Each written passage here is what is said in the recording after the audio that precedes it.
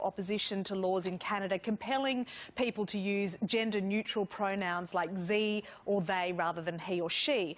The Commonwealth Games begin here in Australia next month, and volunteers are being told not to use phrases like ladies and gentlemen or policemen to be more inclusive. What's wrong with being more inclusive? Well, I suppose there's nothing wrong with being more inclusive, but there's plenty wrong with adopting the radical left's guidelines for linguistic conduct. And that's what I was opposing in Canada. It's these regulations policing language are part and parcel of a much broader agenda that's being pushed unbelievably hard. It's already subsumed the universities. So I don't buy the we're doing this because we're compassionate explanation in the least. I believe it's a power play on the part of the radical Marxists who've already infiltrated the universities. And so that's partly why I objected to the legal requirements being put forward in Canada. Let's be really clear on this, because this has really been the issue that has put you in the spotlight.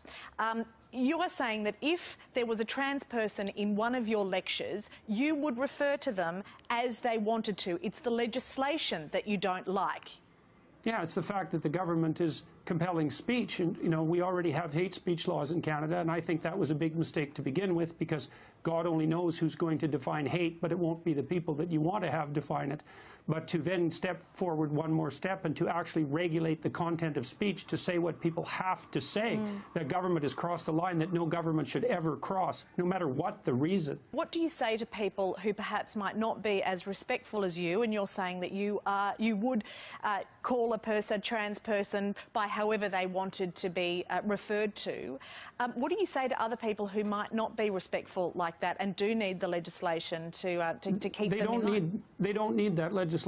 No one needs that legislation. It's terrible legislation. It's the first time in the history of English common law in Canada that the government has dared to introduce compelled speech as a requirement in our country. There's no excuse for it whatsoever. And the fact that they're using the trans population as the excuse to move this legislation forward is reprehensible as far as I'm concerned. Okay. Even if somebody finds that really damaging to them?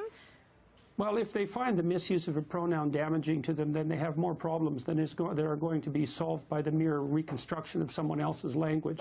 Besides, it doesn't matter what the excuse is. The government has no right to compel speech. This is the thing, is that the rationale is compassion, but the impulse is totalitarian.